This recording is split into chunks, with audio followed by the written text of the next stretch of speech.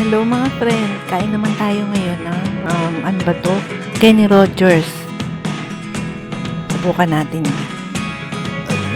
So, ito muffin. Tapos set siya ng burger steak, rice, muffin at saka mixed vegetable. Yan, ito naman yung pie nila.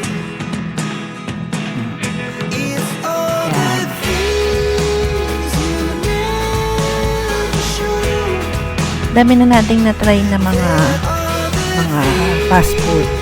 Ito, malalaman natin ngayon kung masarap ang Kenny Rogers. Marami kasi nagsasabi, masarap daw siya. Yan ang laman ng pie nila.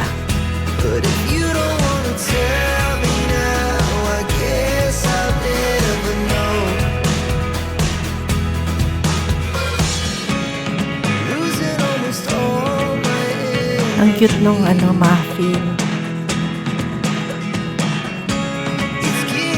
Pero dapat sana hindi lang cute.